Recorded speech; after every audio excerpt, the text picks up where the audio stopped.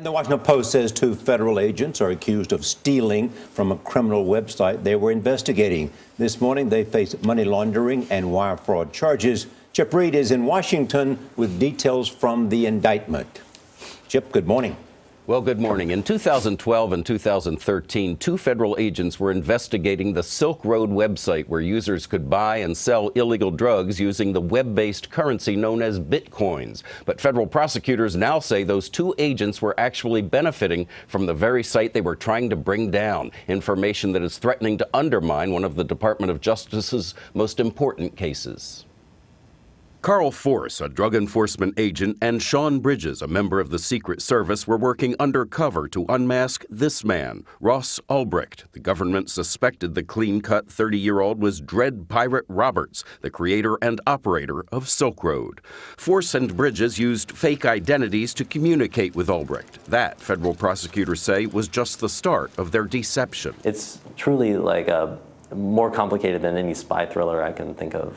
Andy Greenberg, a senior writer for Wired, has been following the Silk Road case. The simplest way to say this is that Carl Force was doubly undercover. During his undercover investigation, Agent Force, a 15-year veteran of the DEA, allegedly created several online personas, including French Maid. In disguise, he allegedly sold Silk Road's founder, Ulbricht, information about the government's investigation, offered to kill a Silk Road employee, and then blackmailed Ulbricht. He believed that he was kind of as immune from law enforcement as the person he was tracking. His payment was in Bitcoin, which can be traded and exchanged anonymously, or so they thought. If he was using his DEA computer to do these things, that's probably not very smart. In a series of complex transactions tracked by the government, both agents allegedly moved Bitcoin into their personal accounts. Prosecutors say Agent Bridges stole more than $800,000 worth.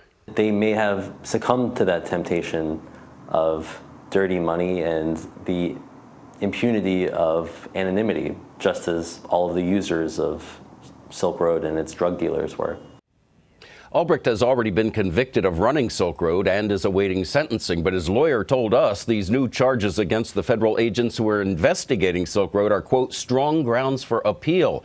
And as we know, the DEA and Secret Service were already under the microscope because of alleged misbehavior by other agents. Now they have a new scandal to deal with. Gail? Oh, boy. Thank you, Chip.